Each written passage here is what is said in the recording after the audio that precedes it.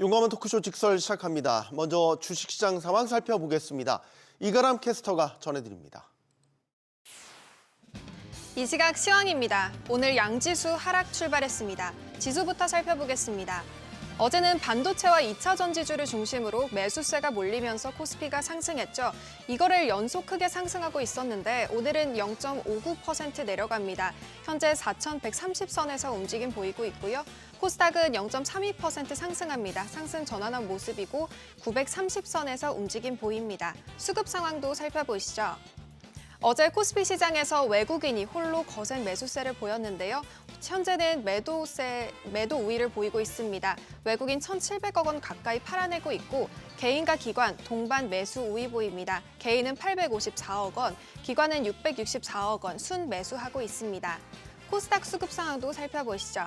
코스닥 시장에서도 외국인이 강하게 사들였죠. 하지만 오늘은 외국인과 기관 동반 매도 우위 보입니다. 외국인은 750억 원, 기관은 57억 원 팔아내고 있고 개인은 1,000억 원 넘게 순 매수하고 있습니다.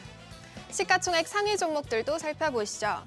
트럼프 대통령이 엔비디아 H200 칩의 중국 수출을 허용한다는 소식이 전해졌는데요. 국내 반도체 투톱은 아직까지 강세를 이어가지 못합니다. 삼성전자는 12월 들어서 6거래일 연속 상승 마감했는데 오늘은 0.64% 내려갑니다. 10만 8,800원에 거래되고 있고요. SK하이닉스도 어제 6% 넘게 상승했는데 현재는 1.91% 내려갑니다. LG에너지솔루션은 어제 벤츠와의 대규모 배터리 공급 소식에 6% 가까이 상승했는데 현재 1.88% 약세 보입니다. 현재 거래가 44만 3천 원입니다. 삼성바이오로직스 0.55% 반등에 성공했습니다. 코스피 6위부터도 살펴보시죠. 현대차 3.65% 약세 보입니다. HC현대중공업 오늘 강하게 상승합니다. 6.45% 오르면서 현재는 57만 8천 원에 거래되고 있고요. 하나에어로스페이스는 지정학적 리스크들이 재부각되면서 방산 관련주 계속해서 상승 흐름 이어갑니다. 1.81% 오르고 있습니다. 두산에너빌리티 원전주는 약세 지속합니다. 1% 넘게 하락하고 있고요. 기아는 1.19% 내려갑니다. 코스닥 1위부터도 살펴보시죠. 어제 코스닥에서도 2차 전지가 강했고요. 반면에 바이오 대형주들은 약했습니다. 어제 코스피 이전 상장을 결정한 알테오젠 현재 보합입니다. 에코프로비엠은 5% 넘게 상승하고 있고요. 에코프로 0.6% 약세 보입니다. 에코프로 2차 전지에 대한 긍정적인 전망에 더해 차기 재장주로 주목받으면서 어제 52주 신고가를 경신했지만 현재는 하락하는 모습입니다. ABL바이오 0.75% 약세 보이고 있고요. 레인보우 로보틱스는 4% 가까이 상승하면서 46만 3천 원에 거래되고 있습니다. 코스닥 6위부터도 살펴보시죠. 리가캔바이오 0.5% 가까이 하락합니다. HLB도 1% 가까이 내려가고 있고요. 코오롱티슈진 0.78% 올라갑니다. 펩트로는 1.69% 오르면서 27만 1,500원에 거래되고 있고요. 삼천당제약 5% 넘게 상승하고 있습니다. 특징주 살펴보겠습니다. 유리기판 관련주가 강세 보입니다. 트럼프 대통령이 엔비디아 H200 칩 중국 수출을 허용했다는 소식이 전해지면서 엔비디아가 시간 외 거래에서 2% 넘게 상승했는데요. 국내 반도체주 상승세는 유리기판 관련주에 집중된 모습입니다. 여기에 삼성전자가 유리기판 사업 확대에 속도를 내고 있다는 보도도 나왔습니다. 이노메틀이 13.46% 오르고 있고요. 한빛레이저도 5% 가까이 상승합니다. 다음 특징 종목도 살펴보시죠. 비만 치료제도 강합니다. 미국발 금리 인하 기대감이 확대되면서 대표적인 수혜 업종인 바이오주의 매수세가 몰리고 있습니다. 또 간밤에 미국의 바이오 제약 업체인 스트럭처 테라퓨틱스가 체중 감량 효과가 탁월한 비만 치료제를 개발했다는 소식에 100% 넘게 폭등하기도 했는데요. 이에 일동제약 6% 가까이 상승하고 있고요. 올릭스도 5.33% 강세 보입니다. 외환 시장도 살펴보시죠. 오늘 환율은 2원 30전 오른 1,469원 20전에 출발했습니다. 미국 국채금리가 달러 인덱스와 함께 오르고 일본 지진으로 쓰나미 경보가 울리며 엔화가 약세를 보이자 달러가 강합니다. 이 가운데 정부가 환율 불안에 대응하기 위해 자체 태스크포스를 꾸리고 대책 마련에 나섰다는 소식이 나왔는데요. 오전 9시 33분 기준으로는 1,471원에 거래됐습니다. 지수 다시 한번 살펴보시죠. 코스피 0.66% 약세 보입니다. 4,127선에서 움직임 보이고 있고요. 코스닥은 0.16% 오르고 있습니다. 929선에서 움직임 보입니다. 지금까지 시장 상황 전해드렸습니다. 계속해서 시장의 다양한 이슈들을 풀어보는 시장 따라잡기로 이어갑니다. 인백스 자산운용 주식운용본부 염정이사 나오셨습니다. 안녕하십니까? 네, 안녕하십니까? 간밤 미장은 하락했어요. 네. 일단 FOMC를 앞두고 있는 경계감도 있고 시장에서는 내년 금리 인하에 대한 아직까지는 확신을 하지 못하는 것 같아요. 국채금리도 좀 올랐더라고요. 예, 맞습니다. 일단 FOMC를 이번 주에 앞두고 있기 때문에 시장에서는 관망 심리가 좀 강하다라고 볼 수 있겠고요. 어제 미국 3대 지수 같은 경우에는 하락 마감을 했습니다만 필라델피아 반도체 지수는 엔비디아를 중심으로 해서 약 1%대 상승이 나타났습니다. 시장은 미국 시장도 마찬가지로 FOMC 전후로 해서 이에 따른 시장의 변동성에 좀 대비하는 좀 보수적인 관점에서 진행이 되고 있다라고 말씀드릴 수 있겠고요. 네. 일단 이번 12월은 금리 인하에 대한 부분은 시장에서는 염두를 하고 있습니다만 그 부분이 시장에서 선반영된 부분인지 아니면 FOMC 이후에 시장의 변동성이 나타날지에 대한 부분을 다소 좀 경계하고 있다라고 볼 수 있겠고요. 뭐 그럼에도 불구하고 이제 추가적인 금리 인하에 대한 이야기는 계속되고 있습니다. 파월 의장의 후임으로 지금 제기되고 있는 캐비넷이 네. 예, 위원장의 발언도 내년에도 금리 인하는 이어질 수 있을 거다라고 이야기는 하고 있습니다만 그 부분이 시장에 크게 환호될 수 있는 부분까지는 아닌 것 같고요. 네. 일단은 12월장을 잘 넘기자라는 분위기가 좀 더 클 것 같고 사실 올해 초부터 이야기한 부분은 이번 주에 FOMC보다 다음 주에 일본은행의 금리 정책적인 부분이 조금 더 시장에 영향을 미치지 않을까라고 보고 있습니다. 알겠습니다. 자, 일단 장 초반 분위기는 코스피 코스닥 혼조세로 시작을 했습니다. 예. 어제도 오후장 들어 사실 좀 분위기가 많이 바뀌어서 코스피가 뭐 막판에 아주 크게 네. 상승폭을 확대했기 때문에 시장 흐름은 계속 지켜보셔야 될 것 같고 환율 짚어보죠. 어제 1,460원대로 내려왔는데 오늘 다시 1,470원 예. 대로 올라갔습니다. 확실히 안 잡히네요. 네, 잡히지는 않고 있습니다만 또 그렇다고 여기서 레벨을 더 올리지도 않고 있는 지금 최근 11월부터 12월 초까지의 흐름은 환율 같은 경우에는 일단은 고환율에서 좀 정체되어 있는 상황이다. 지금 1,460원에서 70원 사이에서 안팎에서 박스권을 형성하고 있는 모습이다라고 좀 볼 수 있겠습니다. 이에 대한 부분은 이제 금리 인하에 대한 부분도 있겠고요. 그리고 뭐 엔화라는 부분 그리고 말씀드린 대로 증시 방향성이 아직까지는 12월 적어도 다음 주는 지나봐야 이런 방향성에 대한 부분이 좀 두드러지지 않을까라고 생각됩니다. 그 사이까지는 원달러 환율 같은 경우에는 지금 1,470원을 전후로 해서 일단은 이런 움직임이 좀 지속되지 않을까라고 보고 있습니다. 네, 지금 시장의 화두 중에 하나는 예. 코스피가 아니고 코스닥 활성화에 초점이 좀 맞춰진 예. 요즘 분위기입니다. 그에 맞춰서 사실 코스닥도 요즘 많이 올라서 900 지금 20선을 훌쩍 넘어섰죠. 코스닥과 관련된 활성화 정책이 나올 것이다라는 지금 기대도 깔려 있는 것 같은데 다만 이게 코스닥이 늘 그랬잖아요. 좀 오르는가 싶다가도 어느덧 또 다 반납해버린 이런 네. 패턴이 반복되니까 아직까지는 예를 들면 천스닥을 딱 우리가 기대할 수 있다 이런 상황은 아닌 것 같아요. 네, 뭐 코스닥도 오른 것 같습니다만 실제적으로는 코스피 대비해서 하반기 지수 상승률을 보게 되면은 코스피의 절반도 가지 못하는 상황이거든요. 네. 그러다 보니 코스닥이 시장에 대한 활성화 정책 지난 11월 말일 기준으로 해서 12월 되면 월 초에 코스닥 활성화 정책이 나올 것이다라는 기대감이 있으면서 한 차례 크게 급등이 나왔습니다. 맞아요. 코스닥 지수가. 네. 그리고 나서는 다소 좀 지지부진한 모습을 보이고 있습니다만 이번 주 들어서 이제 지난주에도 마찬가지지만 이번 주 들어서의 시장 분위기는 코스닥 시총상위 종목들이 순환매가 빠르게 나타나면서 종목 간의 급등세가 좀 이어지고 있다는 점. 어제 같은 경우에도 에코프로가 20% 넘게 급등을 하면서 네. 코스닥 시장의 어떤 지각 변동, 특히나 이제 알테오젠 같은 경우가 코스닥 시총 1위 종목으로서 코스피 이전 상장에 대한 임시주총에서 양건이 통과됨에 따라서 그 후에 이제 코스닥 시장에 대한 재편, 그에 따라 맞물리면서 활성화 정책에 대한 부분이 접목되면서 최근에는 코스닥 종목들, 특히나 시총 상위 종목들, 그러니까 한마디로 코스닥 대형주 중심으로 순환매가 좀 빠르게 나타나고 있고요.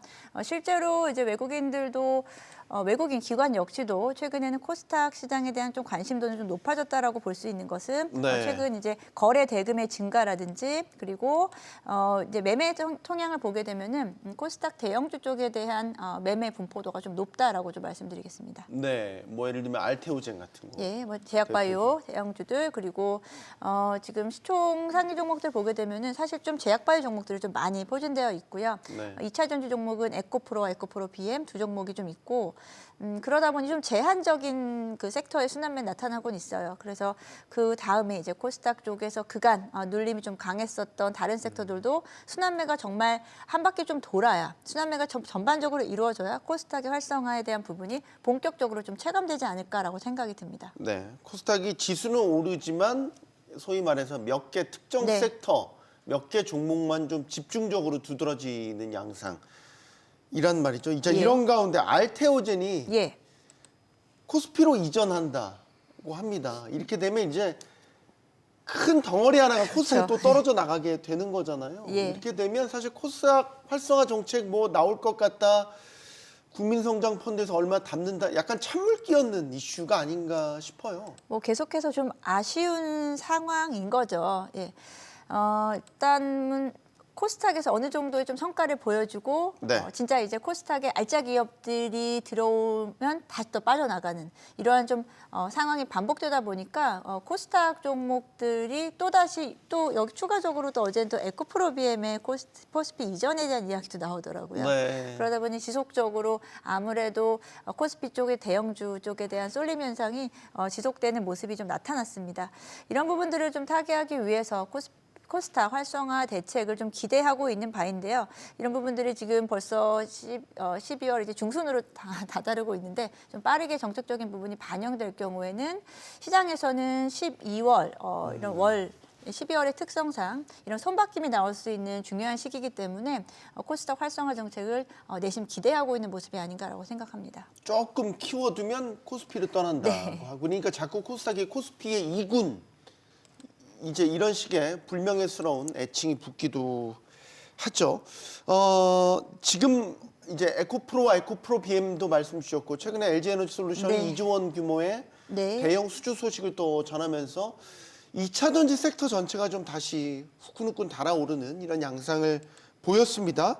어떻게 보십니까? 테슬라 같은 경우는 사실 왔다 갔다 하거든요. 예. 테슬라가 요즘 주목받는 건 전기차 자체보다도 맞습니다. 네, 사실 또 다른 이슈로 많이 주목을 받았기 때문에 2차 전지 섹터가 지금 뜨겁기는 한데 이것도 바닥을 찍고 반등을 본격적으로 하는 것인지 증권사들은 요즘에 그런 분석을 내놓고 있더라고요. 네, 최근까지 2차 전지에 대한 방향성은 다소 좀 엇갈린 반응이긴 했습니다. 네. 일부 증권사에서는 여전히 2차 전지는 전기차 수요에 대한 불확실성으로 인해서 아직은 좀 이른 시기상조다라고 보는 부분도 있었고요.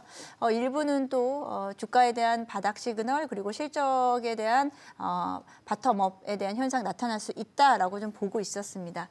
이에 따른 부분도 있지만 2차 전지 같은 경우에는 앞서 말씀드린 대로 코스닥 시장에서의 수급 개선에 따른 영향도 꽤 있다라고 좀 보고 있고요. 특히나 에코프로비엠 같은 경우에는 최근에 수급의 영향도 좀 상당히 크다라고 볼 수 있겠습니다. 네. 그리고 2차 전지 산업 전반적인 부분을 좀 보게 되면 최근에 나오고 있는 이야기들은 말씀하신 대로 이제 테슬라는 전기차의 색깔을 많이 빼려고 하는 분위기죠. 특히나 네. 테슬라의 요즘에 뭐 스페이스X 네. 때문에 주목받고 네, 그리고 다른 이슈로 계속 그쵸. 주목받고 최근에는 있잖아요. 뭐 오히려 뭐 휴머노이드 쪽이라든지 아니면 로보택시 FSD, 뭐 이런 로보택시 것들. 네. 다른 쪽으로 지금 사업군을 좀 분산을 하면서 오히려 전기차 쪽의 색깔이 좀 빠짐에 따라서 테슬라의 주가는 이제 최근 주가가 좀 레벨이 업 되는 상황이었는데요.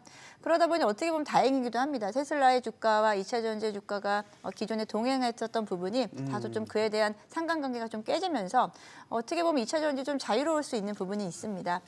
최근에 나온 리포트를 보게 되면은 2차 전지 쪽도 이제 전기차 쪽에 대한 부분은 일단 단기적인 회복이 좀 쉽지 않기 때문에 최근엔 데이터 센터형 ESS 시장과 네. 최근에는 로봇 시장에 대한 확대에 따른 로봇 쪽에서의 배터리 수요도 또 이에 대한 한몫을 할 수 있다. 네. 결국은 로봇과 AI 쪽에 대한 수혜도 2차 전지도 동반할 수 있다라는 좀 분위기가 확산되고 있고요. 뭐 그럼에도 불구하고 여전히 좀 큰 수요는 전기차와 ESS가 되겠죠.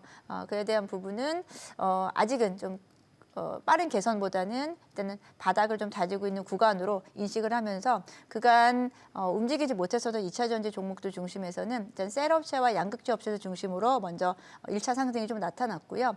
그 외에 소재 업체들 그리고 장비 업체들은 아직까지는 그에 따른 순환매는 받지 못하고 있는 상황. 일단 조금은 2차 전지 대형주 상단에서의 좀 순환매적인 성격이 좀 더 강하다라고 좀 보고 있습니다. 알겠습니다. 사실 리튬 가격이 네. 올라가는 것과도 연동되는 흐름을 최근에 보이기도 했었죠.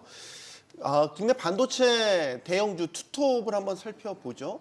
요즘 확실히 삼성전자가 확실한 우위에 있습니다. 예. 하이닉스는 계속 조정받거나 아니면 상승세를 보이더라도 약한 상승폭이 좀 적은 그러다 어제 한번 또 하이닉스가 오랜만에 힘을 냈죠. 근데 오늘은 또 조정을 또 받고 있습니다. 사실 간밤에 이제 엔비디아의 H200 시리즈가 중국 수출이 허용됐다고 해서 오늘 SK하이닉스가 많이 또 오르겠구나 생각을 했었는데 주가 흐름은 또 이사 반대로 나타나는 것 같나요? 네, 지금 기존의 이제 엔비디아와 SK하이닉스의 긴밀한 주가의 상관관계 역시도 다소 약해졌어요? 약해진 부분이고요. SK하이닉스는 이제 11월에 사실 큰 폭의 변동성을 보이면서 이에 따른 신용잔고에 대한 신용잔고가 좀 늘어나는 구조라든지 네. 이런 부분에서 좀 진통을 좀 겪었다라고 좀 생각하고 있습니다. 지금 네. 그러한 과정들이 좀 해소되는 구간으로 좀 보여지고요. 지금 주가는 지금 한 달 넘게 하락 후 횡보 구간에 있습니다.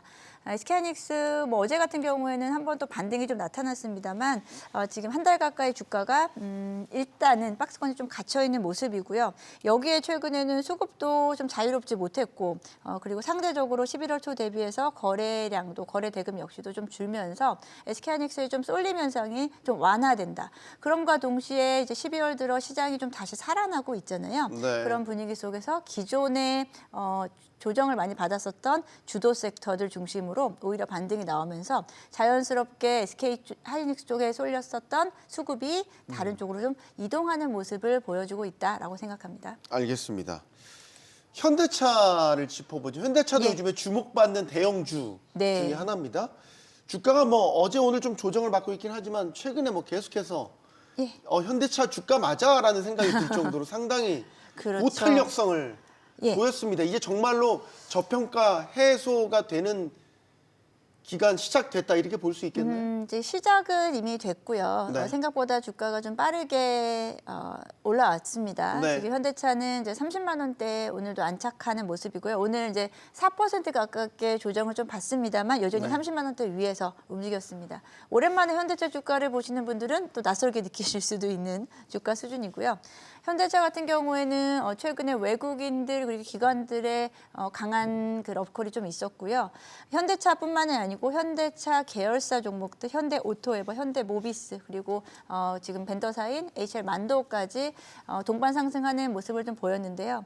현대차는 명목적인 부분에서는 관세에 대한 소급 적용이 될 수 있겠고요. 네. 그리고 실질적인 저는 부분은 신사업에 대한 강한 성장 가능성에 대한 부분이 현대차 주가를 지금 올리고 있다라고 생각을 합니다. 로보틱스 사업이라든지 그리고 최근에는 자율주행 쪽 네. 기존의 이제 모빌리티에서 좀 벗어날 수 있는 새로운 국면으로 접어들었다라는 부분이요. 사실 기존에도 현대차에는 내재되었었던 부분인데 시장에서의 이제 순환매에 따른 현대차에 따른 관심도가 좀 집중되면서 현대차 그룹주에도 이제 그런 온기들이 확산되고 있다라고 좀 생각하고 있고요. 현대차는 이제 미국 내에서의 점유율도 지속적으로 상승할 수 있는 가능성에 대한 부분도 내년도 실적에 대한 부분도 긍정적으로 보고 있고 그리고 보스턴 다이내믹스를 비롯해서 네.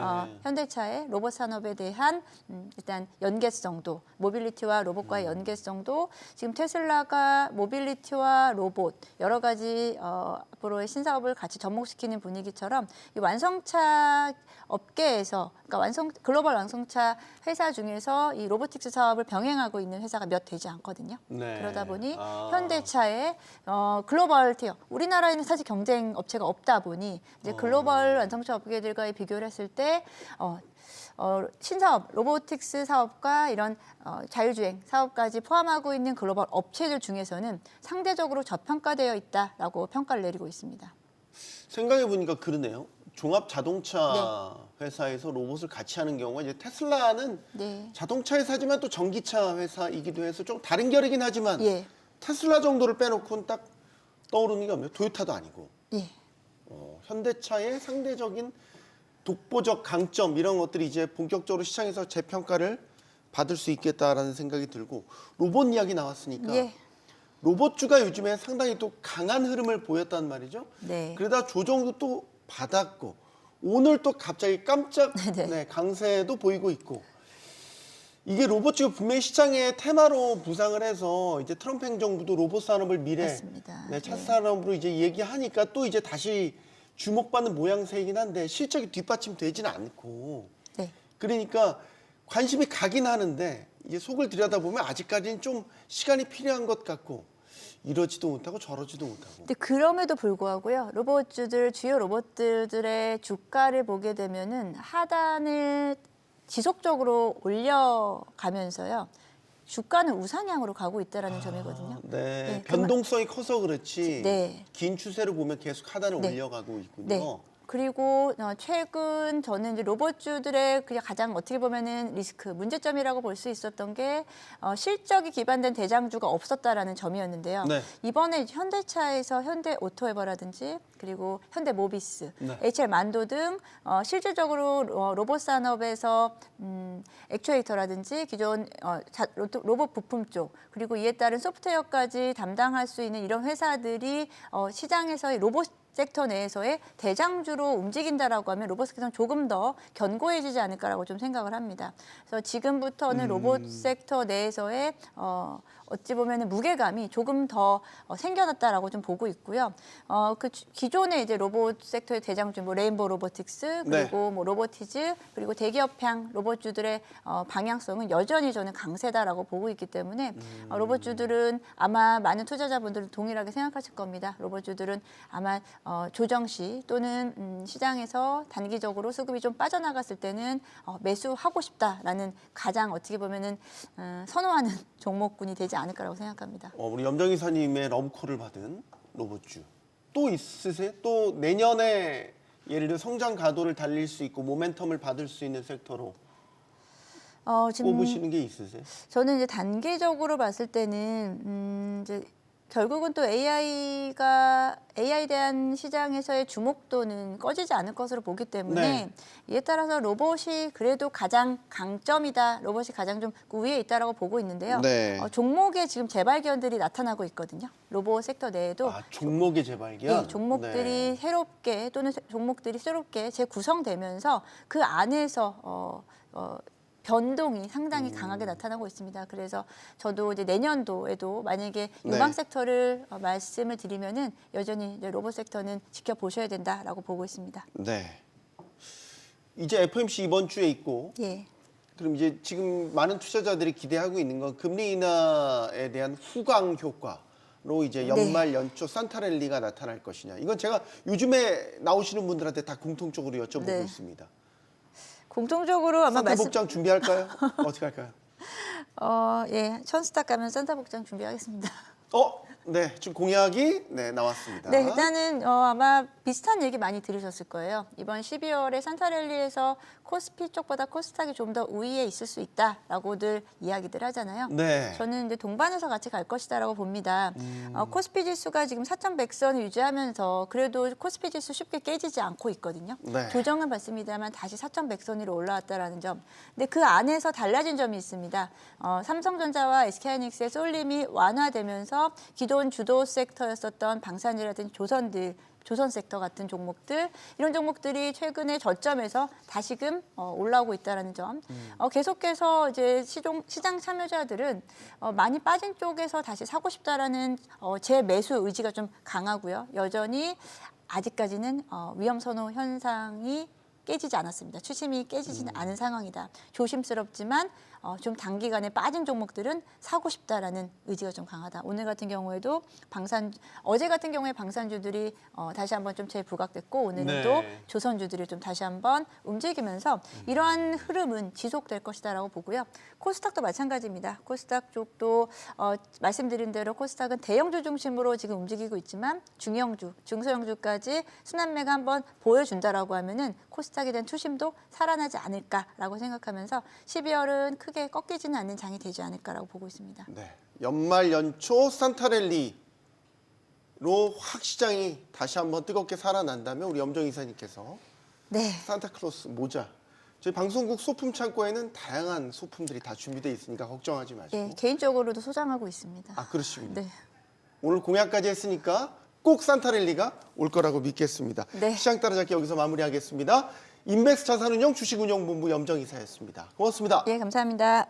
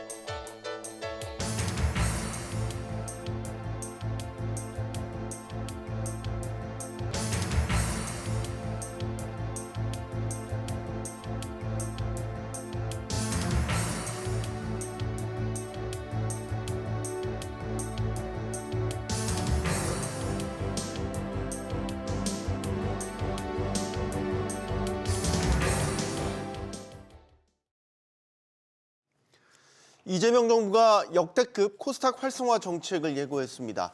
자, 그러면서 코스닥에 대한 투자자들의 관심도 높아지고 있죠. 그동안 코스닥은 코스피의 2부 리그다, 형보다 못한 아우다 이런 오명을 듣기도 했습니다. 이번 부양책으로 미국 나스닥에 견줄 수 있는 시장으로 거듭날 수 있을지 지금부터 이야기 나눠보겠습니다. 함께해 주실 분들 소개해드리죠. 동국대 경영학과 이준서 교수 나오셨고요. 자본시장연구원 황세훈 선임연구위원, 그레너리 투자자문 이만수 대표 나오셨습니다. 안녕하십니까? 안녕하십니까? 네. 용감한 토크쇼 직설은 SBS BD 뉴스 앱과 유튜브에서 실시간으로 시청하실 수 있습니다. 최근 이 코스피 거래 대금도 늘고, 코스닥 거래 대금도 늘고, 이에 따라 시총도 사상 첫 500조 원을 돌파했다는 소식도 전해졌습니다. 연말이어서 그런 건지 모르겠는데, 아니면은 지금 뭐 새 정부 들어와서 전반적으로 주식시장이 화랑으로 가고 있어서 같이 동반해서 뜨거운 건지 모르겠는데 요즘 코스닥 시장 분위기 어떻게 평가하시는지 이한수 대표님. 네. 뭐 좋죠. 좋고요. 사실 좋은 건 다 알고 있죠. 뭐 다양한 변수들이 지금 들어와 있는데 사실 연말되다 보니까 주요 금융기관들 특히 이제 외국인들의 이제 부클로징이 있다 보니까 사실 개인이라든지 기관들의 이제 국내 코스닥에 대한 이제 투자 비중이 좀 높아졌고요. 예, 상대적으로요.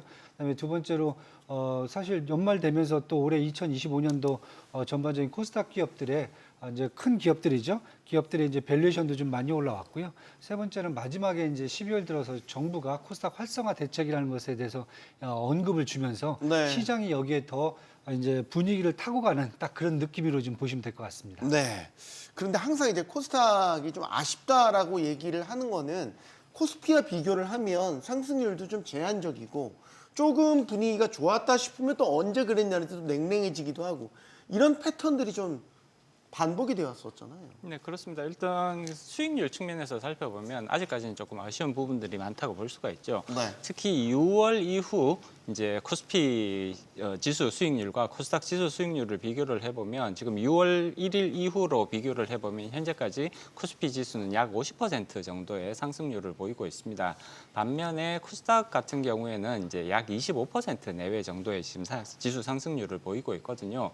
동일한 기간 동안 코스피가 50% 정도 올랐다면 코스닥은 불과 이제 25% 격차가 상당히 많이 벌어져 있는 것이 사실이거든요. 여러 가지 이제 주가 부양 내지는 그 밸류에이션의 정상화를 위한 기업 지원 정책들이라든지 상법 개정이라든지 이런 부분들이 공통적으로 진행되어 왔음에도 불구하고 코스피는 굉장히 강한 상승 흐름을 보였고요. 코스닥은 반면에 상당히 좀 아쉽다. 코스피 정도의 상승 여력을 충분히 가지고 있을 것 같은데 네. 실제로는 그러지 못했다라는 뭐 이런 부분들이 아쉬움으로 많이 남을 수밖에 없죠. 네. 새 정부 들어서 코스닥 시장 활성화에 대한 의지를 여러 경로로 지금 보이고 있습니다. 조만간에 뭐 정부 차원의 활성화 대책을 내놓을 것이다 이런 전망도 나오고 있고요.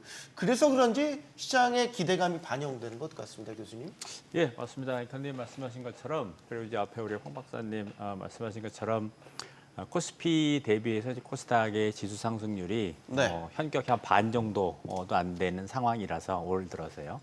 그래서 뭐 그래프에서도 나왔다시피 이제 코스피 대비 코스닥의 지수의 비중이 거의 좀 역대 최저치를 기록을 하고 있습니다. 그러니까 네. 투자자 입장에서는 기대 심리가 있는 거죠. 코스닥도 이제 올라가지 않겠느냐라는 그런 기대 심리가 있고 아울러서 이제 정부에서 강력하게 코스닥 활성화 정책을 내놓는다고 하니 그런 새 정부 들어서는 자본시장 활성화 정책을 이제 주로 드라이브를 걸고 있고 보다 이제 구체적으로 코스닥에 대해서 딱 집어서 이야기를 하고 있는 상황이어서 그런 이제 기대감에 의해서 뭐 코스닥이 조금 더 올라가지 않을까라는 그런 생각을 하는 반면에 네. 여전히 이제 코스닥에서 가지고 있는 고질적인 문제들, 뭐 이제 뭐 건전성 문제라든가 수익성 문제라든가 그리고 이제 부실 기업 문제라든가 이런 것에 대한 우려는 아직 뭐 불식된 상황이 아니라서 조금 조심스럽게 그러니까 한마디로 말해서 이제 부릉부릉 시동을 좀 걸고 있는 그런 상황이 아닌가라는 개인적인 생각입니다.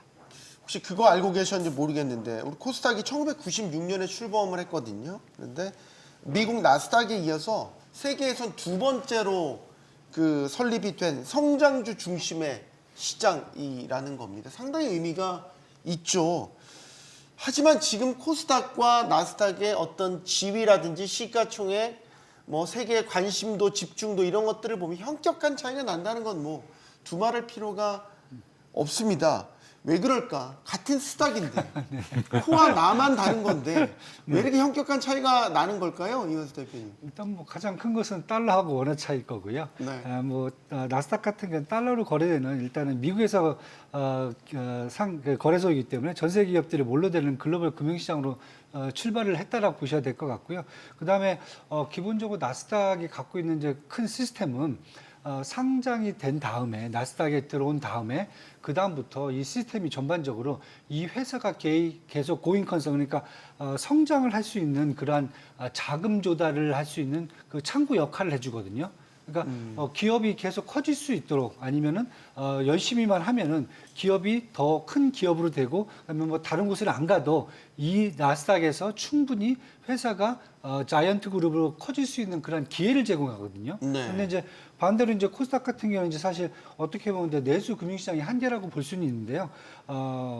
코스닥 같은 경우는 일단은 상장이 목적이에요. 일단 상장, 오너가 상장을 하는 게 목적이죠. 그러니까 회사 목적이 아니라 오너의 목적이 더 크다는 거죠. 상장을 해놓고 그다음에 이후 방치되고 그다음에 좀비 기업들이 좀 활기를 치는 딱 그런 시장으로 바뀌기 때문에 코스닥으로 들어왔을 때 기업들이 가장 큰 것은 성장하는 부분이 아니라 그냥 코스닥에서 어떻게 하면은 기업의 가장 큰 그 수혜를 오너가 가져갈 수 있을지 그게 사실 목적이 되거든요. 그러다 보니까 코스닥에 있다가 뭐 기업이 커지면은 코스닥에 머무는 게 아니라 탈출을 해서 뭐 미국으로 가던가 아니면은 추가적으로 아니면은 뭐 코스피로 가던가 이런 목적이 더 활성화돼 있기 때문에 네. 저는 그렇게 본다고는 사실 양 나스닥과 코스닥 간에는 일단은 뭐 시장이라는 차이점도 있지만은 그 시장이 추구하고 그 시장이 어떻게 지금 기능을 하는지가 약간 확실히 차별화가 돼 있기 때문에 이러한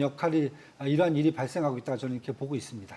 이게 제도의 문제인 건지 왜 이렇게 되는 건지 모르겠어요. 어느덧 코스닥에 대해서 신뢰가 많이 떨어졌고 의구심을 갖잖아요. 예를 들어서 코스닥에 조그만 뭐 소형주다라고 한다면 작전에 동원된다는 의혹도 있고 그렇죠. 개미 털어먹고 그냥 떠나는 시장이다. 뭐 이런 식의 불신도 갖고 있단 말이죠. 왜 어디서부터 뭐가 문제였을까요? 네, 일단 시장 투명성과 관련된 부분에서 조금 개선이 필요한 건 사실이라고 볼 수 있습니다.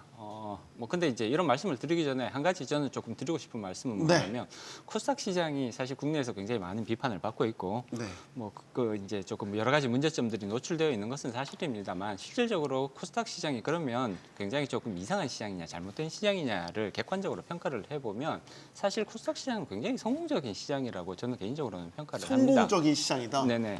일단 비교 대상이 사실은 나스닥인데 비교 대상이 사실은 너무 높은 거거든요. 너무 현격하게 네, 높은 거거든요. 근데 이제 미국을 제외한 여러 국가, 유럽이라든지 여러 국가에서 이러한 성장 내지는 이제 벤처 기술 기업들 중심의 그런 주식 시장들이 형성이 되어 있습니다만 그런 시장들과 비교를 해보면 사실 코스닥은 굉장히 활성화가 되어 있고 잘 돌아가는 시장이거든요. 물론 참여하시는 분들은 항상 비교 대상이 제일 잘 되는 시장.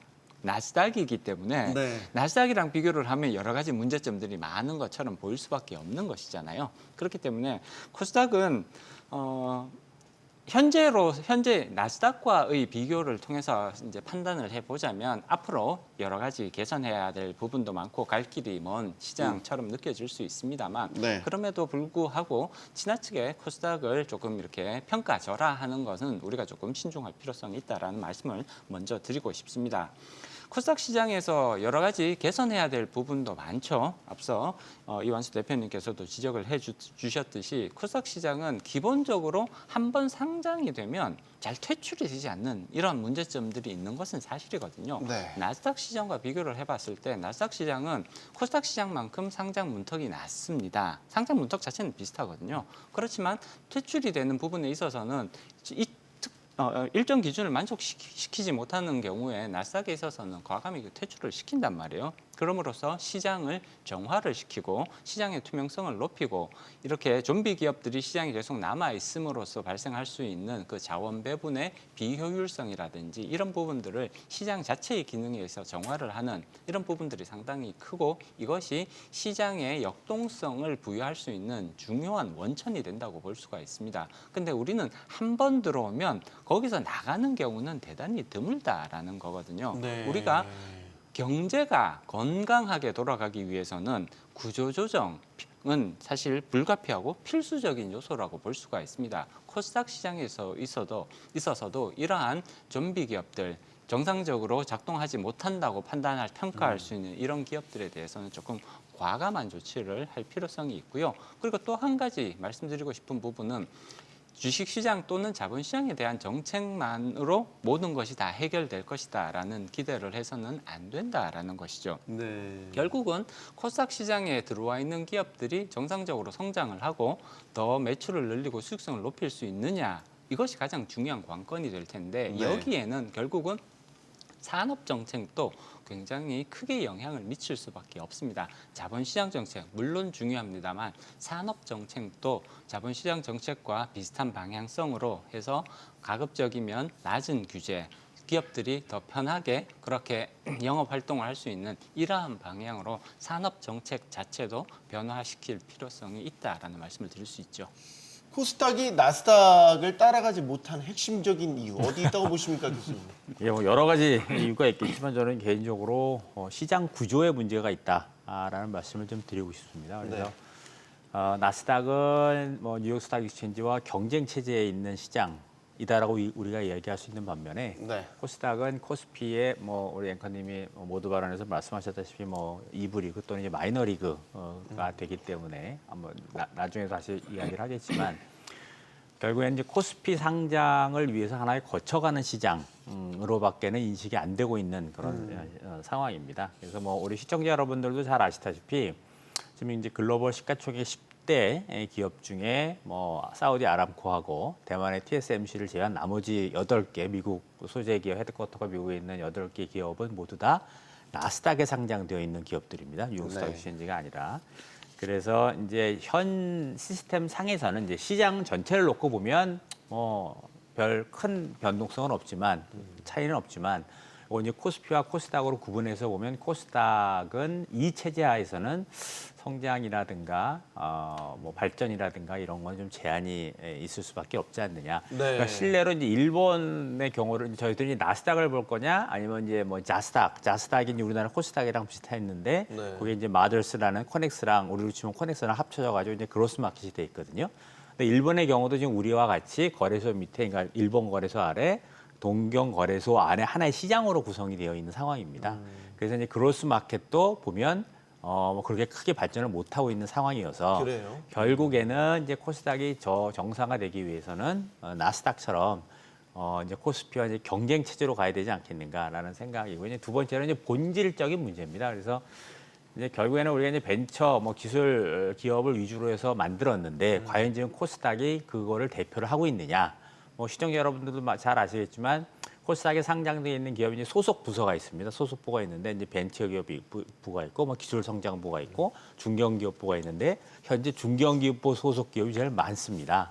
그럼 이게 과연 나스닥과의 애플 또 애플 비교가 가능하겠느냐? 아니라는 거죠. 그냥 뭐 사이즈별로 자르듯이 예, 이렇게 그러니까- 해놨나? 예, 결국에는 이제 우리 지수를 보놓고 보면 코스닥의 직접적인 비교 대상은 나스닥이 아니고 어떻게 보면 러셀 3000하고 비슷하다고 볼 수가 있습니다. 그래서 전반을 다 갖고 있기 때문에 원래 근본적인 취지였던 IT와 신기술 쪽으로 조금 더 집중을 할 필요가 있지 않겠는가라는 생각입니다. 네. 이게 그러니까 1군, 2군 체제가 아니고 정확히 성격이 다른 시장인데 자꾸 이제 이런 뉴스들이 나오면 코스닥 시장 관계자들 힘이 빠질 것 같아요. 알테오젠이 또 이제 코스피로 이전한다고 뭐 이제 발표를 했더라고요. 그렇죠. 네. 이게 코스닥에서 좀 주목받는다, 좀 키워놨다 싶으면 이제 코스피로 가겠다. 이렇게 해버리니 역대 이런 사례들이 꽤 있었잖아요. 네. 이게 보니까 코스닥에서 시가총액 한 5% 알테오젠이 그렇죠. 네. 차지하던데 이 하나 빠진 거 같이 이렇게 나가버리면 네. 또 얼마나 또 허탈하겠어요. 코스닥이 또 휑해지겠어요. 그렇죠. 이 힘도 좀 빠지고 사실 지수도 이렇게 지금 아주 가파른 곡선을 타고 있는데 네. 거기서 조금 이제 둔화될 가능성도 커지고요. 그리고 또 이제 그것을 또 메꿔내야 되는 또 부담감도 있고. 그러니까 지금 보시면은 사실 뭐 카카오가 2017년도 7월 달에 그다음에 셀트리온이 2017년도 9월 달에 이전을 사실 하면서 그때도 똑같은 이제 뭐 문제가 제기가 됐었는데, 그렇다고 해서 지금 알테오젠이 만약에 코스피로 간다고 그래서 주가가 더 올라갈 수 있을까? 그것도 사실 퀘스천 마크거든요. 왜냐하면은 이제 코스피 같은 경우는 밸류에이션을 많이 보기 때문에 지금 당장에 알테오젠이 갖고 있는 밸류에이션 시가총액은 뭐 24조, 25조 원이 되고 있지만은 올해 매출은 사실 뭐 2천억밖에 안 돼요. 내년에 네. 뭐 키트로다가 뭐 어느 정도 이제 작용을 하면은 뭐 한 1조 5천억 원에서 한 뭐 2조 5천억 원 정도 얘기를 하고 있는데, 사실 그것도 이제 가봐야 되는 거거든요, 내년에. 네. 그러다 보니까 당장 옮긴다고 그래서 코스피 같은 경우는 바로 당장에 밸류에이션을 보게 되는데, 그렇다고 해서 알테오젠이 주가가 뭐 급등할 수 있다, 또 이런 부분도 사실 지금 또 기대를 또 할 수 없는 부분이거든요. 그런데 현재 상황에서 25조짜리가 하나가 빠져나간다, 뭐 전체 코스닥이 500조인데 5% 정도가 빠져나간다 그러면은 사실 코스닥 쪽에서는 일단은 기술적으로 봐도 지수에 대한 부담, 그 다음에 코스닥 시장에서 어떤 전반적인 수치에 대한 부담도 일단 나올 수 있을 것 같고요. 네. 두 번째는 이제 결국은 많은 분들이 알테오젠 같이 또 이제 그 다음이 누구냐, 지금 뭐 얘기된 게 LNF부터 시작해서 지금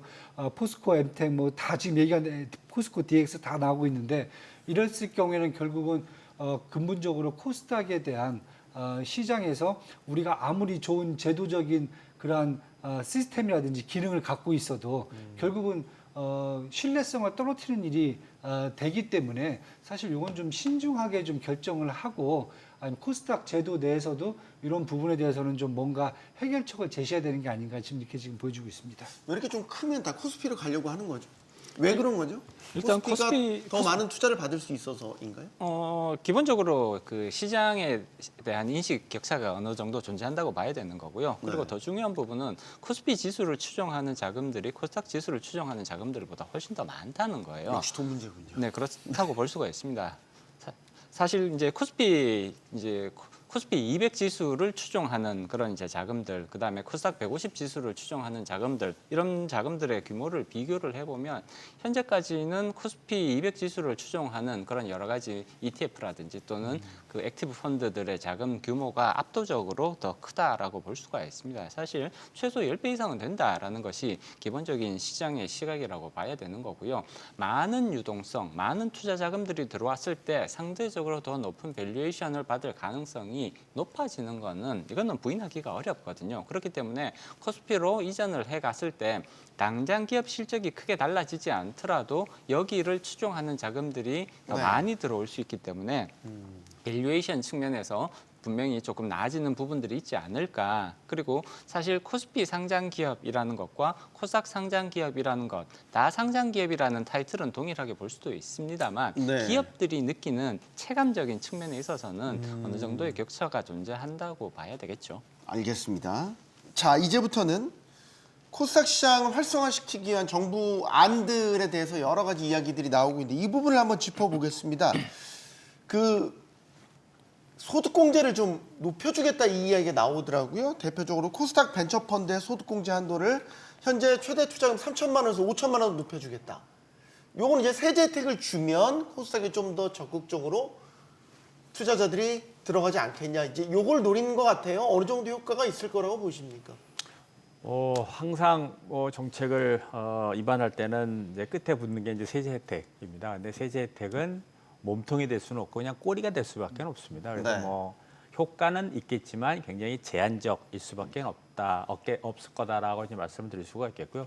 지금 시청자 여러분들도 지금 코스닥 벤처 기업에 대해서 소득공제 300만 원 지금도 이펙티브한 내용들입니다. 그런데 과연 지금 피부로 와 닿는 분이 얼마나 있을까를 생각을 하면 이제 한도를 5천만 원으로 지금 3천만 원이 올해 말까지거든요. 네. 이제 그거를 경과 규정에 의해서 조금 더 연장을 하면서 5천만 원으로 상승을 시킨다고 하는 얘기인데 그게 과연 얼마나 굉장히 일부의 투자 심리를 개선시키는 효과는 있겠지만 근본적인 그런 코스닥 활성화 대책에는 조금 거리가 있지 않겠는가라는 생각입니다. 네. 예를 들어 그런 거죠. 소득공제를 3천만 원, 5천만 원을 확대해준다. 그래, 코스닥 벤처펀드에 투자해야겠어. 이런 결심을 소득공제 한도 늘려주는 것 때문에 하지는 않는데 이제 유인을 하는 거죠. 정부 입장에서는 그쵸? 계속 네. 인식을 바꿔주기 위한 유인을 해주는 거죠. 사실 이렇게 그게 인식이 바뀌어져야 되는데 투자가들 입장은 사실 인식이 바뀌어지지가 않아요. 반응들이 영 별로십니다. 네, 일단 왜냐면은 알겠습니다. 일단 300만 원, 최대 300만 원까지 한도로 지금 저 세액공제 세금 리턴을 이제 받을 수가 있어요. 근데 네. 500만 원 늘려준다 해봤자 200만 원 차이인데 사실 중요한 건 300만 원이든 500만 원이든 중요한 것은 일단은 이것은 주식 펀드이기 때문에 넣을 경우에 손실이 날 수가 있다는 거죠. 그랬을 경우에 손실과 만약에 내가 세제 혜택을 받는 부분 이 두 가지 부분을 다 감안한다 그러면은 사실 그렇게 메리트가 없다는 거죠. 배당 받는 거하고 좀 틀리다는 개념이죠.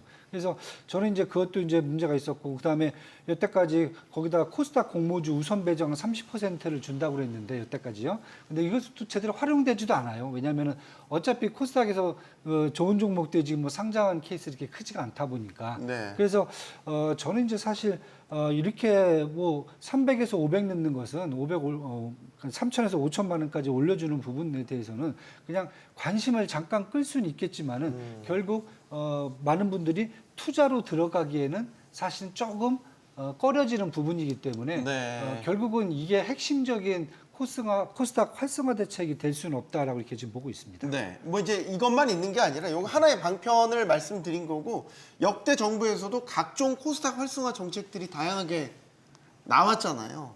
근데 사실 냉정하게 보면 성공했다. 이거야 코스닥 활성화를 그런 게 없어요. 네, 기억나는 게 없고 사실 다 실패했다고 보는 게 맞겠죠. 네, 그만큼 코스닥 활성화가 쉽지 않은 과제다, 정책적 과제다 이렇게 말씀을 드려야 될 것 같고요. 이전에 사실 코스닥 시장은 굉장히 중요한 시장이라고 평가를 할 수가 있습니다. 우리의 미래 대한민국의 미래라고 볼 수가 있는 거거든요. 네. 우리의 성장 엔진, 미래의 먹거리들이 어디서 나올 것이냐를 생각을 해보면 당연히 코스닥 시장에서 나올 가능성이 높다고 볼 수가 있습니다. 코스닥 시장에서 만들어 상장을 해서 코스피 시장으로 이전한 거 지금 이제 우리가 항상 이거 조금 문제다라는 그 인식을 가지고 있는데 거기서 이전했던 기업들을 살펴보면 다 작은 벤처 기업에서 시작을 해서 커져서 결국은 우리 경제의 주축이 되는 그런 기업들로 성장을 한 케이스란 말이에요. 네. 그렇기 때문에 코스닥 시장의 경제적 중요성, 국가 경제에 있어서 차지하는 그런 중요성은 대단히 높다고 볼 수가 있습니다. 그렇기 때문에 이 코스닥 시장에 대한 지원책은 정부, 어떤 정부이냐를 막론하고 항상 코스닥 시장에 대한 지원책들은 마련되어 왔었죠. 문제는 그것이 제대로 이렇게 큰 효과를, 뚜렷한 효과를 발휘한 그런 정책적 시도가 아직까지는 별로 없었다라는 것이 현재까지의 그런 이제 냉정한 현실이라고 말씀드릴 수가 있습니다. 앞서 세제 혜택 말씀해 주셨는데 세제 혜택만 놓고 코스닥 시장이 활성화될 거냐를 생각을 해보면 사실 그 가능성은 떨어진다고 볼 수가 있습니다. 이미 두 분께서 지적을 많이 해주셨잖아요. 네. 근데 이 세제 혜택이라는 것은 어떻게 보면 결국은 큰 여러 가지 이 조합 세트들 중에 하나의 성격을 하나 일부라는 이런 이제 의미를 가지고 있는 거거든요. 세제 혜택만 놓고 봤을 때는 효과가 크게 느껴지지 않을 수 있습니다. 그렇지만 이러한 여러 가지 정책적 조합들, 믹스들이 이렇게 결합되는 과정에서 그 세제가 거기에 들어갔을 때는 촉매 역할 정도는 충분히 할 수 있지 않을까라고 봐야 되는 거고요. 네. 망설이던 부분을 조금 더 특히나 한계 지점에서 이걸 할까 말까를 망설였던 그런 투자자들이라면 이러한 세제 혜택의 강화가 당연히 투자로 마음을 의사결정을 하게 만드는 그런 촉매 효과는 충분히 발생할 수 있지 않을까 정도 이제 말씀드릴 수 있을 것 같고요. 네. 코스닥 시장에서 여러 가지 이제 개선 활성화를 위한 정책적 시도들이 이전까지 다양하게 이루어져 왔었는데 결국은 저는 개인적으로 가장 중요한 부분들은 코스닥 시장에 있어서도 그 메인은 기관 투자자들 그리고 외국인 투자자들이 될 네. 수밖에 없다라고 보고 있습니다. 현재까지 코스닥 시장은 개인 투자자들이 거의 메인 투자자 그룹으로 가장 강력하고 가장 많이 거래를 하는 그런 투자자 그룹으로 부상을 해왔죠. 코스피 시장이랑 비교를 해보면 개인 투자자들의 보유 비중, 거래 비중은 코스닥 시장에서 압도적으로 높다고 볼 수가 있습니다. 물론 이런 부분들은 유동성 측면에서는 대단히 중요한 의미를 가지고 있습니다만 이 주가 상승의 지속성이라든지 밸류에이션의 개선이라는 측면에서 보면 기관 투자자들의 역할이 상당히 중요하다고 말씀드릴 수가 있는 것이고요. 기관 투자자들의 역할이 현재까지는 지금 외국인 투자자들만큼도 안 되는 것이 현실입니다. 국내 기관 투자자들의 코스닥 시장 참여 비중을 살펴보면 외국인 투자자들만큼도 안 되는 것이 사실이거든요. 네. 사실 이런 부분들에 있어서 개선이 적극적으로 시도되는 것이 반드시 필요하다고 봅니다. 아까 외국인 기관 말씀해 주셨으니까 유동성, 코스닥으로 들어가는 소위 말해서 돈줄의 큰 줄기를 확대하면 어떨까? 예를 들면 대표적으로 거론되는 게 다 그냥 바로 여쭤볼게요. 연기금이 만약에 코스닥 투자 비중을 늘리면 이건 곧바로 유동성의 확대인 거잖아요. 곧바로 임팩트가 나타나지 않겠어요? 가장 즉각적인 효과가 나타날 가능성이 높다고 봐야 되는 겁니다. 물론 연기금의 코스닥 시장 투자 확대를 굉장히 불안하게 우려의 시선으로 보시는 분들이 많이 있습니다. 연기금이라는 것은 결국은 국민의 노후를 책임지고 국가 경제에 있어서 굉장히 중요한 그런 이제 안전판 같은 역할을 하게 되는데 이런 연기금들이 상대적으로 위험성이 높다고 볼 수 있는 코스닥 시장에 대한 투자를 확대하는 것이 과연 이게 합리적인 결정인가 여기에 대한 비판이 많은 것은 사실입니다. 그렇기는 하지만 코스닥 시장의 중요성 그리고 우리가 우리 경제 성장률 제고라는 그런 측면에서 살펴봤을 때 네. 연기금들이 지금보다는 최소한 조금 더 적극적으로 코스닥 시장에 대한 투자를 확대함으로써 시장의 성장을 유도할 수 있는 그런 기폭제의 역할을 하는 것은 저는 대단히 중요한 의미가 있다고 평가를 합니다. 그렇기 네. 때문에 현재는 사실 연기금들의 투자 방식들을 살펴보면 기본적으로 코스닥 시장에 대한 투자는 굉장히 많은 제약을 걸어놓고 있는 것이 사실이거든요. 투자 손실이 발생할 수 있다는 이러한 우려 때문에 네. 여기에 대해서 굉장히 보수적인 관점에서 투자 판단을 내리고 투자할 수 있는 종목의 제한도 굉장히 강하게 걸어두고 있는 것이 사실입니다. 네. 이런 상황이 계속되면 결국은 계속해서 연기금들, 기관 투자자들의 코스닥 투자는 계속 부진한 흐름을 보일 수밖에 없는 것이거든요. 네. 어느 정도 상황을 바꿀 수 있는 새로운 시도는 필요하다고 볼 수 있습니다.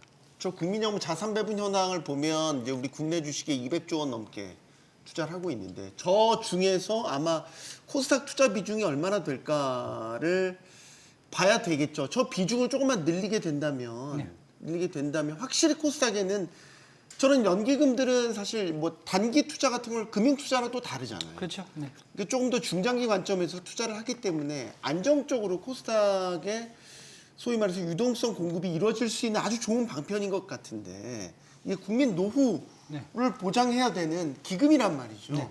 약간의 딜레마이긴 한데 뭐가 어느 쪽으로 무게추가 더 맞다고 보세요? 저는 사실 이게 뭐 코스닥 같은 경우 특히 이제 국민연금이나 연기금 같은 경우에는 기본 원칙이 장기 투자거든요. 그러니까 미국의 이제 캘퍼스라든지 아니면 퇴직연금 401k 같은 경우도 기본적으로 평균 투자 기간이 주식 하나 들어가면은 10년, 12년 정도를 갖고 있거든요. 네. 그렇다고 하면 사실 지금 국내 같은 경우도 연기금도 그러한 투자의 어떤 방향을 좀 바꾸는 상황이 있다라고 저는 보고 있거든요. 네. 뭐 최근 예를 든다면은 그 사자 협의체에 따라서 해외 주식 비중 좀 줄이면서 이제 국내 비중을 아까 보셨듯이 지금 한번 15% 정도 했는데 한 20%까지 확대는 방향을 이미 얘기하고 있기 때문에 이 중에서 만약에 지금 코스닥 같은 경우에 지금 제가 알기로는 지금 3% 이내로 투자를 제한하는 걸로 제가 지금 알고 있거든요. 근데 시장에서 만약에 국내 주식 비중을 한 20%까지 늘린다 그러면 코스닥도 한 5%까지는 더 확대할 수 있다.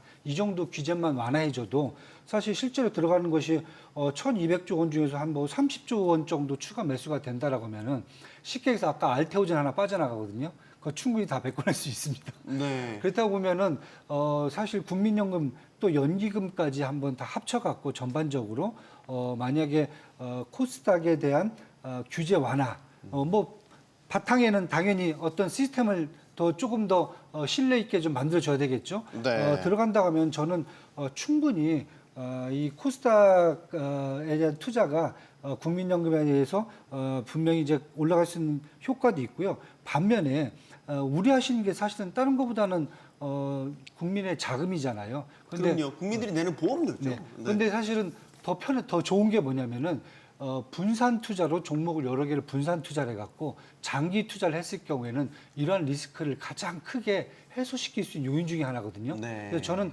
투자 방법을 통해서 국민의 분산 투자라든지 장기 투자를 통해 갖고 차라리 국민들의 그 불안감을 더 해소시키는 게 더 낫지 않을까. 네, 이렇게 지금 보고 있습니다. 교수님, 그 이재명 정부에서 지금 국민성장펀드를 이제 공식 출범할 것 같습니다. 150조 원 규모 상당히 큰 규모고 이 중에서 상당 부분을 코스닥 같은 약간의 모험 자본으로 이제 규정을 해서 코스닥에 투자를 할 계획도 갖고 있는 것으로 알려져 있죠. 이런 부분도 코스닥 시장 활성화에 상당히 도움이 될 거라고 보십니까? 이게 뭐 직접적, 간접적으로 뭐 물론 도움이 될 거라고 생각을 합니다. 근데 네. 이제 모험 자본이라는 개념을 놓고 봤었을 때 이제 크게 벤처나 아마 코스닥 상장 기업 쪽이 해당이 될 것 같고요. 그래서 이제 코스닥 기업에 투자를 하는 직접적인 그런 면이 있을 수가 있고, 근데 이제 150조가 이제 나눠서 보면 이제 직접 투자가 한 15조, 간접 투자가 한 35조, 그리고 뭐 인프라 투용자가 50조, 그리고 그러니까 초저리 대출이 한 네. 50조가 됩니다. 그래서 실제로 이제 에퀴티 투자는 간접 투자, 직접 투자가 될 테고, 그 중에서 뭐 AI에 뭐 30조 다 이제 조금씩 다 이제 클러스터링을 해놓고 있습니다. 네. 그래서 이제 직접적으로 코스닥 상장 기업에 물론 이제 기금운용위가 이번 달 중순부터 이제 작동을 하겠지만 거기서 이제 투자 기업을 선정을 하겠죠. 그래서 투자 기업에 선정이 되면 코스닥 기업 같은 경우에 직접적으로 효과를 받을 수가 있을 것 같고, 아니면 이렇게 이제 벤처 쪽으로 가면 결국 이제 벤처가 벤처 기업들이 이제 코스닥에 상장이 되면 이제 잠재적으로 코스닥 시장의 활성화 역할을 할 수 있으리라고 생각을 합니다. 네. 자, 이번엔 시장의 운영 주체에 대한 이야기를 나눠보겠습니다. 이게 미국 같은 경우도 NYSE 뉴욕 증권거래소가 있고 나스닥 거래소가 따로 있죠. 시장이 다른 거죠. 운영 주체가 다른 거죠. 근데 우리는 코스피 코스닥이 있긴 하지만 그 위에 지붕처럼 한국거래소라는 곳이 있습니다. 이 거래소 한 곳에서 이 코스피 코스닥을 다 운용을 하니까 마치 1군, 2군처럼 자꾸 고착화되는 경향이 있다. 요것도 거래소를 나눠서 경쟁 체제로 가면 어떻겠냐? 예전에 경쟁 체제였잖아요. 그러다 합친 거잖아요. 지금 시대는 다시 또 경쟁 체제로 가면 어떻겠냐? 이런 의견 나오고 있어요. 황영관님, 경쟁 체제로 가면 코스닥이 조금 더 두각을 드러낼 수 있을까요? 일단 경쟁 체제로 전환하느냐에 있어서는 조금 신중한 평가가 필요하지 않을까 이렇게 봐야 될 것 같고요. 네. 지금 우리가 항상 이제 NYSE랑 그다음에 나스닥 미국의 그런 이제 양대 거래소잖아요. 이 이제 경쟁 체계를 항상 비교 모델로 평가를 합니다. 근데 이제 여기서 한 가지 굉장히 중요한 부분은 미국 같은 경우에는 경제 규모가 우리나라보다 최소 50배 정도 더 큰 거잖아요. 네. 굉장히 20배 정도 이제 우리보다 더 경제 규모가 큰 거고요. GDP 기준으로? 네, 20배 정도 더 경제 규모가 더 큰 거고요. 그리고 그렇기 때문에 그만큼 국내에 많은 기업들이 이제 이미 세팅이 되어 있는 거죠. 기업 숫자, 경제 규모가 크니까 당연히 기업의 숫자도 많아지는 거고요. 그렇기 때문에 이 두 개의 거래소가 충분히 독립적으로 운영이 될 수 있고 거기서 경쟁 관계가 제대로 형성될 수 있다라는 평가를 내릴 수가 있습니다. 네. 근데 그런 상황과 우리의 상황을 비교를 해봤을 때 우리 경제 규모에서 과연 미국과 같은 그런 모델들이 현실적으로 작동을 할 수 있느냐를 고민을 해보면 사실 NYSE에 들어갈 수 있는 기업들의 숫자, 그다음에 나스닥에 들어갈 수 있는 기업들의 숫자, 그러면 코스피에 들어갈 수 있는 기업들의 숫자랑 비교를 해봤을 때 우리나라에서 지금 동일한 기준을 적용을 했을 때 상장을 통과할 수 있는 기업들의 숫자는 미국에 비해서는 압도적으로 적을 수밖에 없습니다. 네. 이것은 부인하기가 어려운 현실인 거거든요. 물론 그럼에도 불구하고 우리가 코스닥에 진출할 수 있는 기업들의 숫자를 많이 늘려야 된다라는 그러한 이제 과제를 안고 있는 것은 사실입니다만 이러한 경제 상황, 시장 상황에서 단순히 코스피와 코스닥의 분리가 과연 이것이 우리가 의도했던 효과를 충분히 발휘시킬 수 있을 것이냐. 저는 뭐 그런 가능성을 배제할 수는 없다고 평가는 합니다만 그러한 것들을 선택을 하기 이전에 충분히 우리의 시장 구조 그리고 산업 구조가 이 독립적인 경쟁 관계를 충분히 서포트할 수 있는 정도로 커져 있느냐, 성숙해 있느냐 이런 부분들에 대해서 근본적인 그런 이제 분석을 먼저 진행을 할 필요가 있다고 보는 거죠. 일단 조금 부정적이신 것 같아요. 교수님은 어떻게 보세요? 경쟁 체제로 다시 가는 거. 예, 저는 뭐 모두에도 말씀드리다시피 당장 경쟁 체제로 가야 된다라는 이제 황 박사님하고 조금 다른 의견인데요. 이제 말씀하신 것처럼 이제 산업 구조 말씀을 하셨는데 지금 이제 저희들이 새로운 먹거리 하는 게 이제 혁신 기업, 신기술 기업, 벤처 기업인 거잖아요.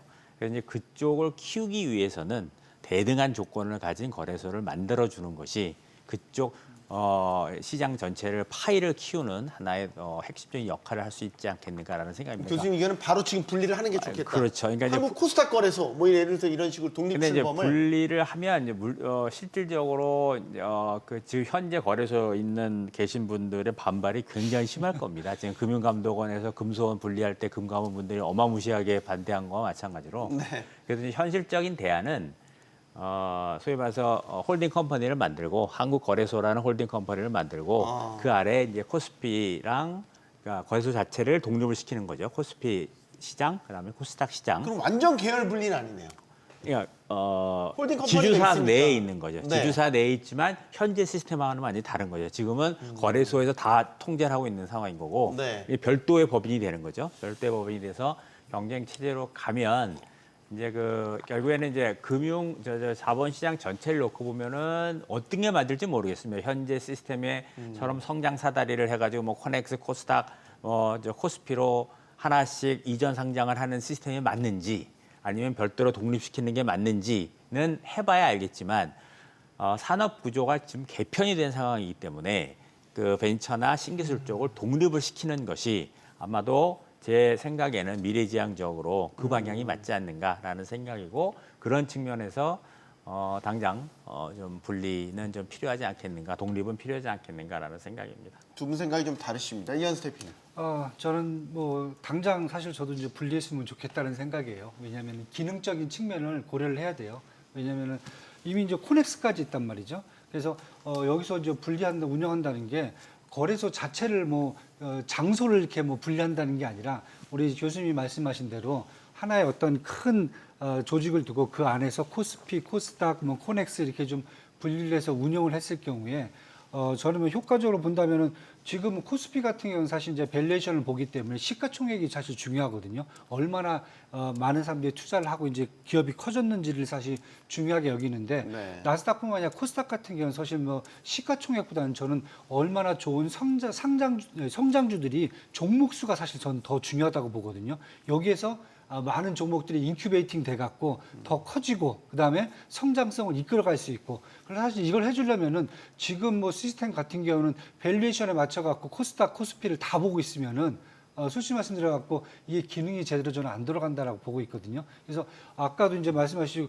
코스닥이 그래도 어떻게 보면 시스템적으로 좀 많이 좋은 시스템이다라고 말씀하셨다면은 그렇다면 그 좋은 시스템을 갖고 저는 더 분리해갖고 코스피와 분리해갖고 그 기능을 더 키워갖고 국내에서 시장에서 성장주들을 더 아니면 벤처 기업들을 더 키워낼 수 있는 기능을 좀 부여해주는 게 필요하다고 보고요. 그걸 위해서는 사실 이제 분리해서 운영하는 게 저는 더 답이지 않을까 이렇게 지금 보고 있습니다. 황경호님 추가로 덧붙이실 말씀 있으세요? 일단 좀 제가 판단하는 그런 이제 방향성 자체는 충분히 말씀드렸던 것 같고요. 말씀드렸듯이 이 시장이라는 것은 단순히 시장의 차원에서 뿐만이 아니라 전체적인 산업적인 측면, 국가 경제의 구조라는 이런 부분들을 반영하고 있습니다. 그렇기 때문에 단순히 이 시장이 A 시장과 B 시장으로 갈 거냐를 이렇게 선택을 함에 있어서는 이 전체적인 우리나라의 산업 구조 그리고 경제 구조에 대한 그런 이제 이해를 바탕으로 해서 이런 것들이 과연 전반적인 그 경제 환경, 시장 환경이 분리된 시장들을 충분히 서포트할 수 있는 그런 상황인 것이냐에 대한 판단도 필요하다고 말씀드릴 수가 있는 것이죠. 네. 예를 들어서 이 강남에 있던 귤을 강북으로 옮기게 되면 탱자로 변한다라는 얘기들이 있는 거잖아요. 네. 그것은 그만큼 그 경제가 가지고 있는 환경들, 다시 말해서 그 토질이 가지고 있는 기후가 가지고 있는 그런 영향력을 무시할 수가 없다라는 것인 거고요. 우리나라 경제 구조, 산업 구조에 대한 이런 부분들에 대한 고려도 충분히 이루어질 필요성이 있다라는 말씀을 드리고 싶습니다. 원래 그 시장 운영하는 입장에서도 보면 예를 들어서 코스닥이에요. 그럼 코스닥 운영본부에서 각 세계로 나가서 이제 세일즈도 해야 될 거 아니에요. 우리 시장에 상장되어 있는 기업들 좀 많이 투자해 주세요. 우리 거 이렇게 해서 지수할 테니까 이 지수 편입시켜 주세요. 이런 식으로 이제 세일즈 하려면 그 운영 주체도 상당히 힘이 있어야 되고 명성도 있어야 되고 또 잘 알려져야 되잖아요. 그런 관점에서 보면 약간 이거를 규모의 경제라고 할까요? 한국이라는 이제 코리아 네임을 달고 있는 거래소 차원에서 이거를 세일즈를 하는 게 더 소위 말해서 임팩트가 있지 않을까요? 이게 너무 독립적으로 운영되는 게 색깔은 낼 수 있겠지만 목소리가 너무 미미하면 외면받을 수 있잖아요. 앵커님 말씀도 아주 틀린 얘기는 아니지만 이게 성격 자체가 다른 시장이기 때문에 네. 예를 들어서 일본 거래소 같은 경우도 지금 우리처럼 이렇게 거래소 내에 근데 우리와 좀 시스템이 다릅니다. 거기는 저펜 익스체인지가 홀딩 컴퍼니가 있고 그러니까 저희들이 가고자 하는 모형이 그 모형인 거죠. 그래서 이제 별도의 시장으로 이제 독립을 시키는 건데.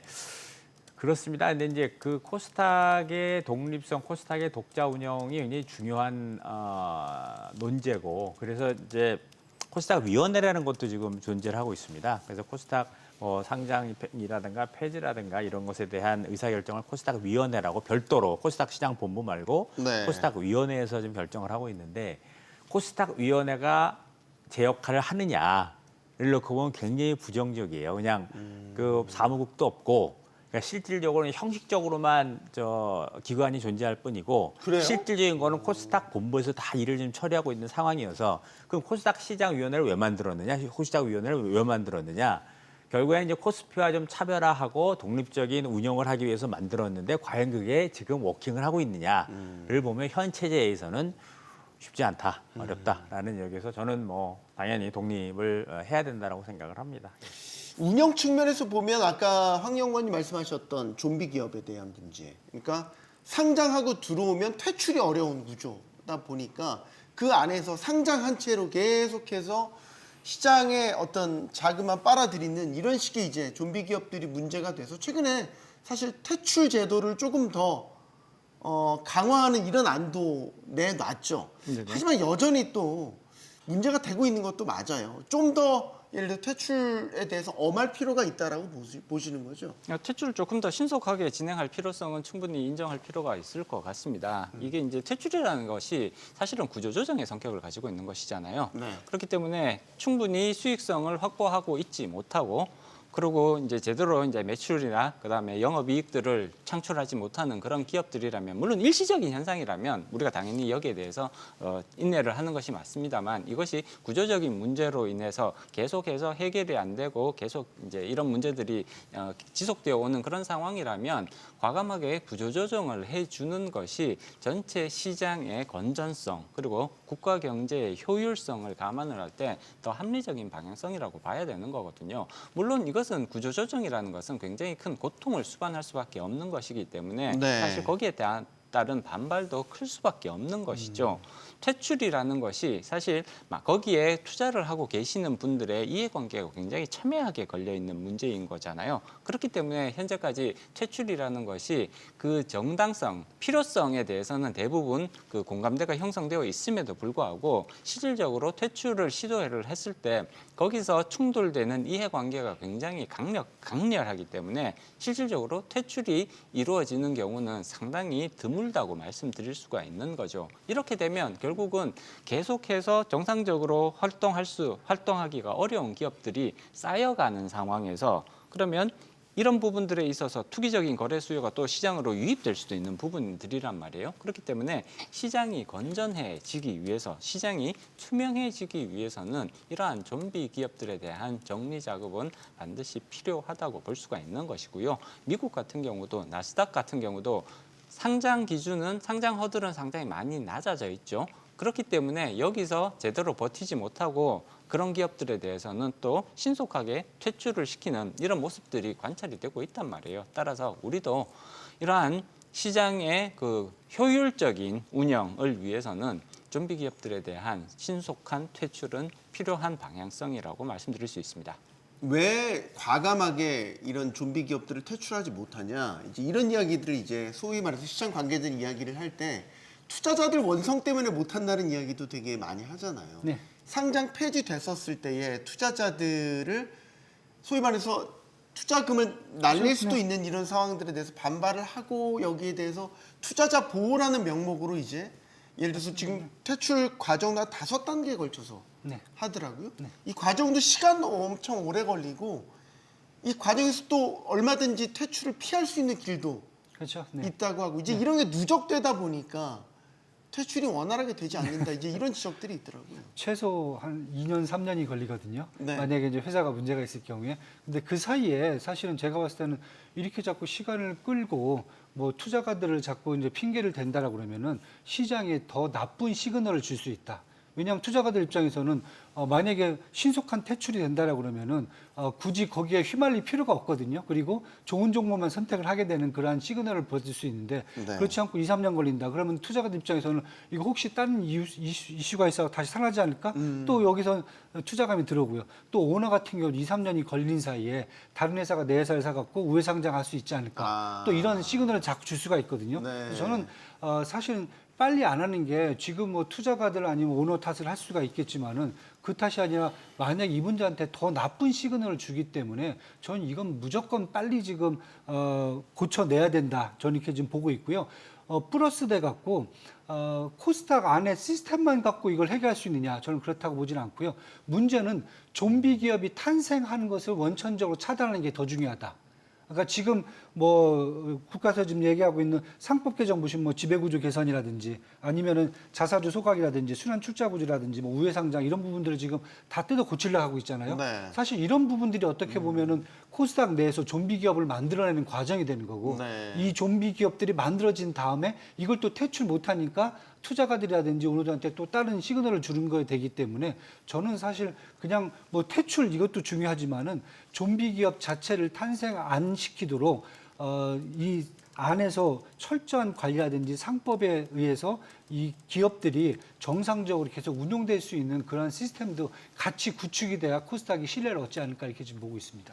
나스닥은 퇴출 되게 엄하게 한다 그러더라고요. 예를 들어서 주식 거래가 일정 그 전체 유통 주식량의 몇 퍼센트 미만으로 오랜 기간 지속되면 소위 거래 잘 안 돼도 퇴출 사유라고 하더라고요. 그러니까 상장돼도 고객들, 그러니까 투자자들의 관심을 잃어버리지 않기 위해서 되게 노력을 한다라는 거죠. 왜 우리는 이렇게 못할까, 교수님? 이게 뭐 여러 가지 이유가 있겠죠. 근데 이제 가장 근본적인 이유는 아까 뭐 앞에서 다른 분들도 지적을 해줬다시피 이제 문제가 되고 있는 한계 기업들이 되게 이제 기술 특례로 상장돼 있는 기업들이 많습니다. 네. 이제 기술 특례로 상장된 기업들은 앵커님께서 말씀하신 그러한 내용들, 뭐 매출액이 안 나온다거나 수익이 낮다거나 이래도 관리 종목 유예 제도라는 게 있어요. 그 지정 유예 제도. 그래서 뭐 3년이고 5년이고 각 항목에 따라서. 그래서 이제 그 지정 유예 때문에 지금 그게 지정 유예가 이제 거의 올해 말에 끝나서 이제 올해부터 굉장히 이제 퇴출 기업들의 숫자가 많이 늘어나고 있는 상황인 거고요. 그래서 앞에서도 말씀하셨다시피 이제 폐지 쪽을 이야기하려면은 상장 제도 자체를 다시 손을 좀 봐야 되지 않겠는가. 그래서 이제 특히 이제 신기술 쪽 혁신 기업들에 대한 자금 조달을 위해서 코스닥의 운을 좀 개방을 하려고 하는데 그래서 좀 보다 이제 정치한 심사를 통해서 그런 상장 제도를 조금 더 좀 보완을 해야 되지 않을까라는 그런 그러면 생각이 교수님은 들고요. 상장 문턱도 좀 높일 필요가 있다고 보시는 거예요? 높이는 의미는 아니고 정치화시킬 필요가 있다. 보다 좀 정확하게 평가를 할 필요가 있다. 지금 기술 특례 상장 같은 경우는 한 업체가 그걸 평가를 하고 있는 걸로 알고 있는데요. 그래서 산업별로 세분화하고 이제 복수 평가를 한다거나 이래서 실질적인 가치를 보다 정확하게 평가하는 그런 시스템이 좀 필요할 것 같습니다. 그리고 결국에는 이제 우리 앵커님이 질문이 왜 그럼 쉽게 우리 상장 폐지를 못 시키냐 말씀하신 것처럼 투자자 보호입니다. 투자자 보호고 그래서 이제 그 코스닥 시장 이외에 그 시장을 조금 좀 우리가 살펴볼 필요가 있다라는 얘기고요. 그래서 이제 우리 이제 KOTC라고 하잖아요. 그래서 장외 시장을 좀 활성화해서 코스닥에서 상장 폐지가 되더라도 일정 기간 주식 거래를 가능하게 한다거나 네. 아니면 이제 정리매매 제도라는 게 있습니다. 그래서 지금 최장 7일 동안 상장 폐지가 결정이 되면 매매를 할 수가 있게 돼 있는데 그 시장이 완전히 아사리판이에요. 네. 뭐 각종 무슨 허위 주문 뭐 다 들어온 상황이라서 그런 정리매매 제도에 대해서도 조금 좀 재검토가 좀 필요하다. 그래서 뭐 기간을 좀 늘린다거나 그리고 이제 가치 산정에 대해서 좀 객관적으로 한다거나 무엇보다도 이제 정보 공시를 조금 더 의무화한다거나 그리고 이제 그런 그 정리 매매 기간 동안 발생하는 불공정 거래에 대해서 아주 엄격하게 제한을 한다거나 뭐 이런 것들이 필요하고요. 그리고 이제 뭐 자진 상장 폐지하는 경우도 있습니다. 최근에 자진 상장 폐지하는 경우 또 문제가 뭐냐면 그 매수 청구권에 대한 가격 산정이 또 문제예요. 그래서 그러한 제반적인 그 상장된 기업이 퇴출되는 과정에 있어서 관련된 그런 제반 그 여러 가지 규정 같은 것도 전반적으로 좀 손을 봐서 이제 투자자 보호에 대한 네. 뭐 대책도 좀 마련해야 되지 않겠는가라는 그런 생각입니다. 알겠습니다. 미국 전통의 유통 강자죠. 월마트가 얼마 전에 뉴욕 증권거래소를 떠나서 나스닥으로 이전 상장했습니다. 쉽게 말해서 우리한테 적용하면 코스피에서 코스닥으로 이전 상장한 거죠. 월마트가 추진하는 기술 중심의 혁신 전략이 나스닥에 더 적합하다는 판단을 한 겁니다. 기업의 혁신을 담아내는 시장 환경을 조성하는 것, 어떻게 보면 그게 바로 코스닥이 생존하는 길이 아닐까 생각해 봅니다. 토론 마치겠습니다. 여기는 모든 경제가 모이는 SBS BG였고요. 시청해주신 여러분 고맙습니다.